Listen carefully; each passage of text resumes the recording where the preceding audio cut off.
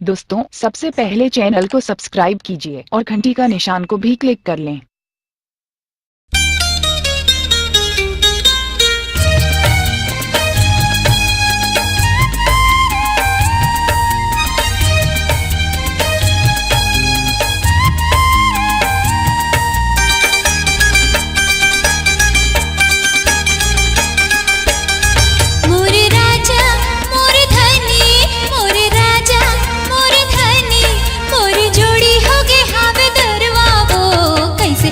समझावा मोर जोड़ी होगे हावे दरवा वो कैसे बोला समझावा मोर राजा मोर धनी मोर राजा मोर धनी मोर जोड़ी होगे हावे बंधहावो कैसे बोला समझावा मोर जोड़ी होगे हावे बंधहावो कैसे बोला समझावा।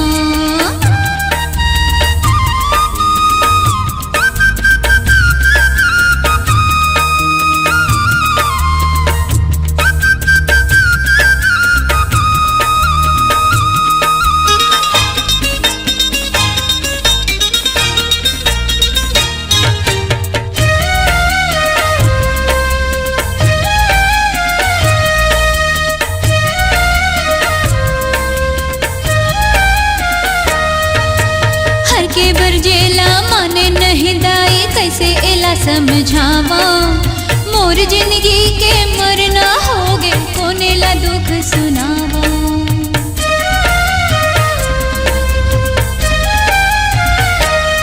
हाँ हर के बरजेला माने नहीं दाई कैसे एला समझावा मोर जिंदगी के मरना होगे कोनेला दुख सुनावा। मोर राजा मोर धनी मोर राजा मोर धनी मोर जोड़ी होगे हावे बंधहावो कैसे बोला समझावा मोर जोड़ी होगे हावे दरवावो कैसे बोला समझावा।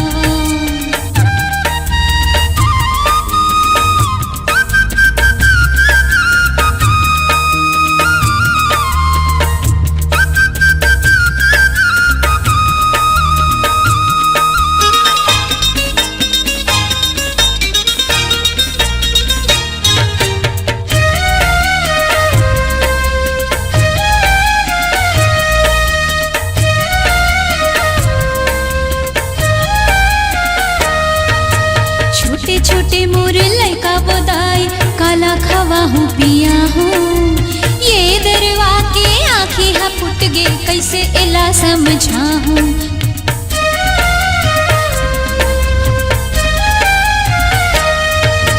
छोटे छोटे मोर लड़का बोदाई काला खवा हूँ पिया हूँ ये दरवा के आँखें हा फुट गे कैसे एला समझा हूँ। मोर राजा मोर धनी मोर राजा मोर धनी मोर जोड़ी होगे हावे बंधहावो कैसे एला समझावा मोर जोड़ी होगे हावे दरवावो कैसे एला समझावा।